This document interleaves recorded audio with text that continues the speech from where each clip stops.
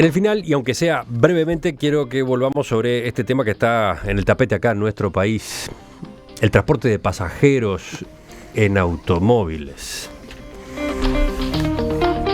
¿Cuáles son algunas de las noticias más nuevas? Porque mire que hay varias, ¿eh? Sí, parece Siria esto. Sí, hay noticias todo el tiempo. El Sindicato Único de Automóviles con Taxímetro y Telefonistas anunció que llevará adelante un paro el próximo 2 de diciembre si se decide sacar la mampara de los taxis, tal como ha propuesto la patronal del sector en este nuevo escenario que ha quedado planteado por la competencia de Uber y la acumulación además de quejas de los usuarios. Paralelamente, el diario El País informaba ayer que una comisión multisectorial que ha venido trabajando en el tema se apresta a emitir un informe final sobre formas de mejorar las mamparas en los taxímetros.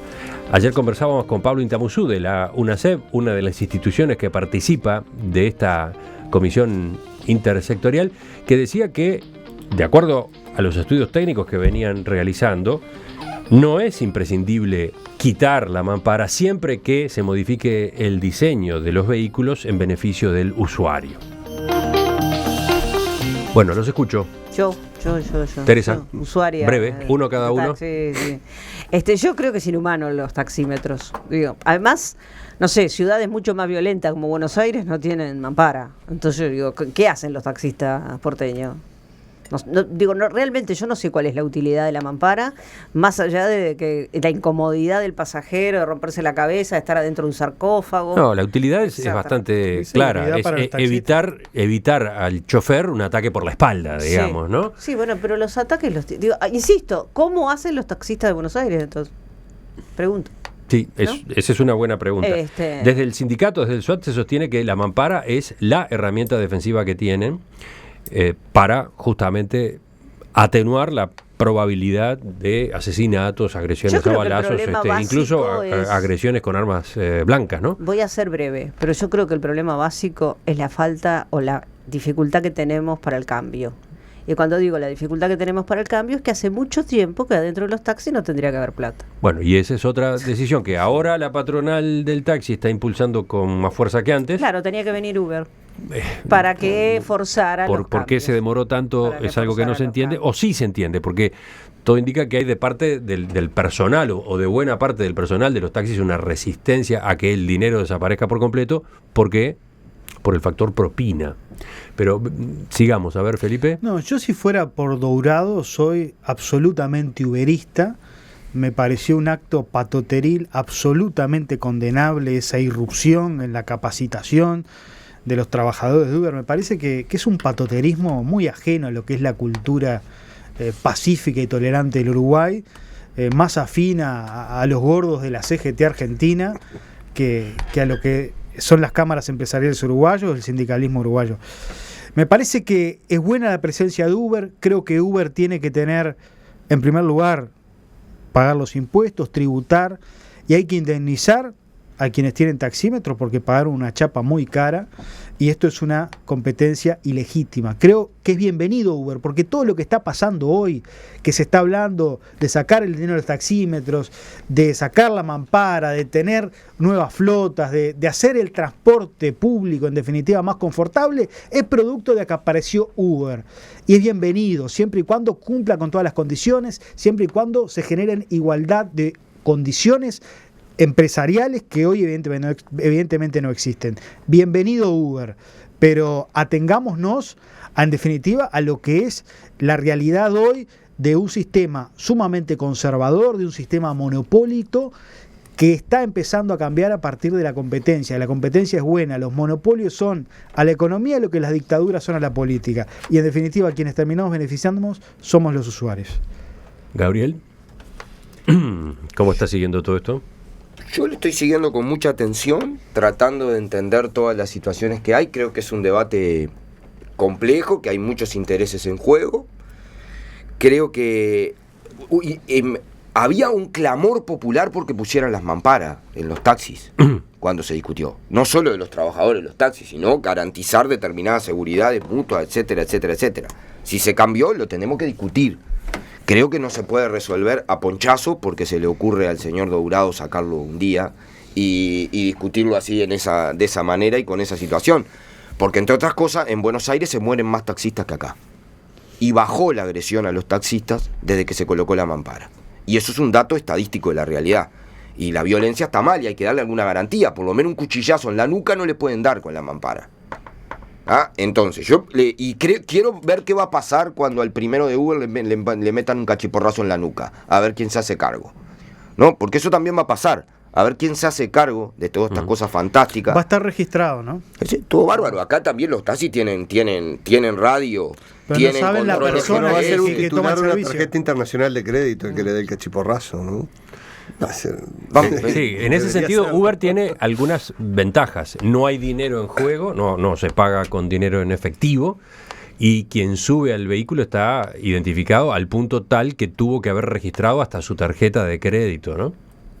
Me parece muy bien. Yo todo lo que sea para facilitar la idea de hacer las cosas como mejor sea para la gente y facilite, me parece bien. Creo que te vamos a tener que ver, como se dijo bien acá, y en eso estoy de acuerdo con mi contertulio, que hay que discutir cómo no se hacen los locos, ¿no? O sea, cómo pagan, cómo cumplen las regulaciones, cómo cumplen las regulaciones laborales, cómo pagan, qué pasa con los aportes jubilatorios, qué pasa con todo lo demás. No solo por la competencia con las empresas, sino por los derechos de los ¿Y cómo trabajadores. el Estado indemniza a los taxistas? No, eso de la indemnización de los taxistas es la segunda vez que lo dice y no lo tomo claro. Es un negocio entre particulares. Pero si tú ¿no? compraste una chapa $80.000 ¿Pero ¿de quién se la compraste? al Estado. No, a Pero otro la vende- particular. no, la vende son negocios que hay entre particulares. Las chapas las otorga la Intendencia. Hace 20 años que no otorga chapas la Intendencia. Bueno, pero las otorgó oportunamente. De a uno. Originalmente hubo determinadas licencias que el Estado vendió. Bueno, O sea, pero el cualquier Estado, actividad tiene en la medida de licencia. que deje de haber un monopolio, tiene que indemnizar porque se termina el negocio. O sea, otras personas pueden participar del transporte público de pasajeros. Me parece que es claro. A ver. A ver, Yo con- Se generó la discusión entre los abogados. Observemos un poco como si fuera un partido de ping-pong. no, yo creo que estamos viendo una vez más las bondades de la libertad y de la competencia. De no ser porque tenemos acá la chance de que apareciera una competencia a un monopolio, no se estaban discutiendo las mejoras en el transporte de automóviles con taxímetros. Que Uber va a tener que cumplir algunas regulaciones, me parece inexcusable como las cumple en todo el mundo. Que los trabajadores que van a estar poniendo allí su vehículo para usar esa plataforma van a tener que tener cobertura de tipo social, me parece un imperativo. En algunos lugares, por ejemplo en el estado de California, acaban de declarar que los choferes de Uber son dependientes de Uber. Si el tema que acá está todavía, es decir, no es que sea un socio, que sea totalmente, y que no me importa si tiene cobertura, no, es decir, eso no es admisible. Que la Intendencia puede dictar algún tipo de regulaciones, es decir, debe dictarlas. Eso me parece que está fuera de discusión. En materia de seguros, en materia de cobertura para los pasajeros, en materia de, digamos, requisitos de libreta de conducir, de determinadas características para los choferes. Hay una serie de regulaciones nacionales y departamentales que se van a tener que cumplir. Es decir, ahora, la chance o no de porque digamos, la chapa de taxi vale mucho porque son muy pocos, pero no es un negocio que se le pague el Estado, es un negocio entre los particulares, ¿sí? Y por un tema de oferta y demanda. ¿Sí? En todo el mundo, en general, cuando se liberalizó el transporte urbano en vehículos, ha habido cambios en el valor de las chapas. En el estado de Nueva York es un caso muy claro, es decir, casi que la mitad están valiendo las chapas de taxi hoy de lo que valían hace muy pocos años. Lo último, Muy Teresa. cortito, muy cortito. En primer lugar, lo de la competencia, ¿no? Es decir, en cualquier otra actividad aparece competencia y nadie es indemnizado, que yo sepa. Entonces realmente me parece que eso no tiene sentido. Porque si no, entonces todos los que tenemos competidores tenemos que empezar a protestar de por qué no nos indemnizan. Y en segundo lugar, yo me pregunto, ¿aporta la patronal de taxis por las propinas que reciben los muchachos y las muchachas Aporta. en Tres Cruces? Perdón, En Tres cruces, En 3 cruces no sé. en 3 cruces, cuando usted le da una propina a un muchacho, una muchacha la No es para guardan el en una muchacho. bolsita y no es ni para el muchacho ni para la muchacha, sino que es para la patronal. En una lata con candado. En una Sí, lata. claramente lo que es una vergüenza. Exactamente, digo, y Entonces, hace años. Sí, y que estás eso mencionando ocurre. uno nada más Uno de de las varios tantas- puntos que podríamos mencionar de funcionamiento irregular Exactamente. del servicio de taxímetros o del servicio de remises. Porque, Exactamente. claro, acá hay toda una discusión a propósito de que viene un competidor por fuera de la regulación. Y que hay que cumplir la regulación. Pero esa regulación 100% no se cumple. Por supuesto, por supuesto.